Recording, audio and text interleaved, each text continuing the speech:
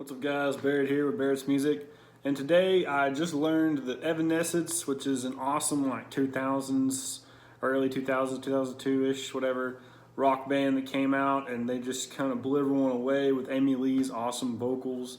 And they came on the new metal scene, but they had something new to add to it, and they were really interesting. And they're kind of back now, and they did a cover of Fleetwood Mac's "The Chain." So let's check that out.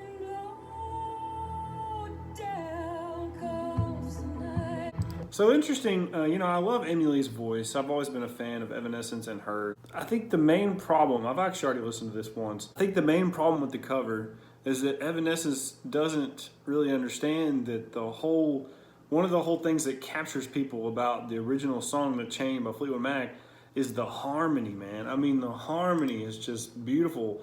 Harmony is a lost art in rock music now. It really is.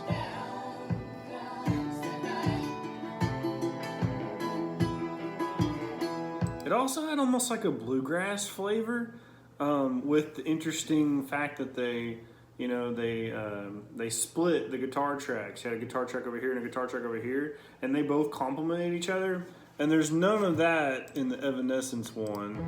It's just kind of spacey with the bass. I get what they're going for.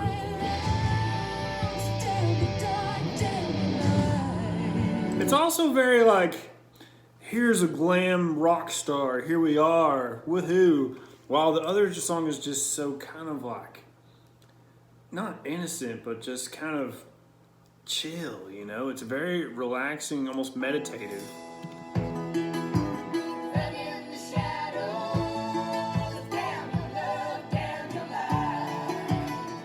And the simplicity, the bass drum, and then eventually the drums kick in. You don't love me now. So it's got development, right? So it kicks in,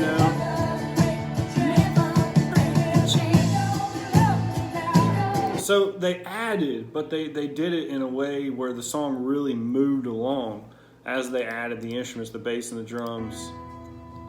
And it has peaks and valleys, like this whole midsection here with the bass. Let's see what the Evanescence did on that part. I'm curious.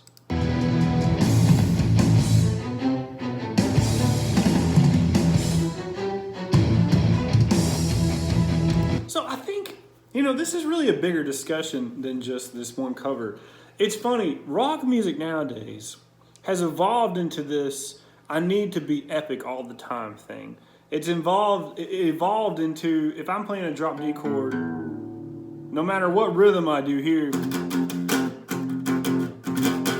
that's what the bass drum has to do. Or I have to play that on the toms.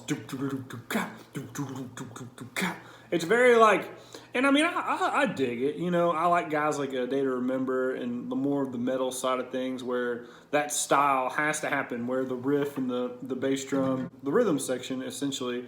And Disturbed really kind of made that a thing back in the nu metal days. Really, every single little hit that the guitarist did, the drummer did, and they kind of helped bring that whole style into place. But I think we can dial rock back a little bit. Just look at the new Ozzy song, "Ordinary Man." There is none of that going on. It is just straight melodic based, and we really need to cut back, I think, on a lot of the rhythmic bass, let's copy every single rhythm together. We got to be epic all the time kind of thing. And really just find rock music again, Find it. Because it's kind of getting lost in almost it's a cliche of sound. It really is. It's clichéing itself in a way a lot these days.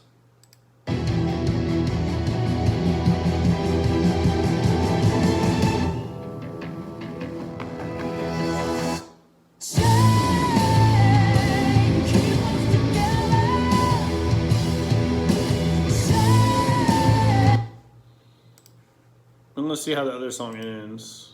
Now, why did that part work at the end in the original? Let's think about this. Why? Why did that part work? There's a really simple answer here.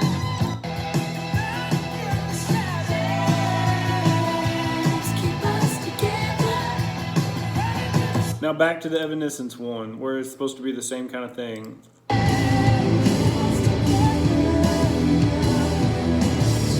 Now, why does that not work as well as the original? Because it's not in what we would call cut time or boom, cat, doom, cat, doom, cat. That's another development technique that Fleetwood Mac used, where the first part of the song was "You don't love me now, you can never love me," while the second half of the song was "Change, keep us together." So the drummer did that on purpose. He changed what's called the meter, where the accents are placed. In other words, it makes it sound faster, right? It makes it sound like a faster song. And that works really well with that melody and that phrasing. Change, keep us together. And it also allowed the guitar solo to be really interesting. Now, in the new rock version, in the Evanescence version, what did they do? They did the typical cliche breakdown. Let's do a halftime breakdown. Change, keep us together. All that typical metal halftime stuff that's been replayed thousands and thousands of times.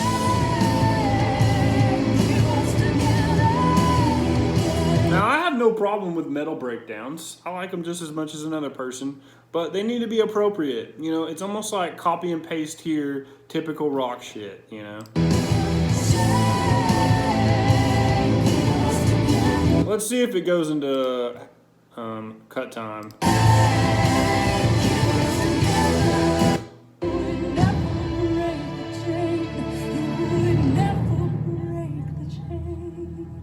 But hey, you know, when I went back to Fleetwood Mac's page on YouTube and saw that people had commented saying, "Wow, I found this song thanks to Evanescence," that is really cool. You know, there's nothing wrong with what Evanescence is doing, covering a Fleetwood Mac song. It is showing the newer generation, you know, Ozzy and Fleetwood Mac and all this cool stuff. You know, Greta Van Fleet is showing youngins who Zeppelin is and all this stuff. So it's great that that's happening, of course.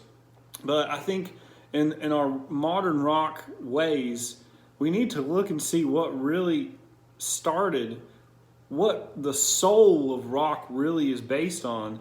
And it's not a lot of this canned rhythm, halftime breakdown.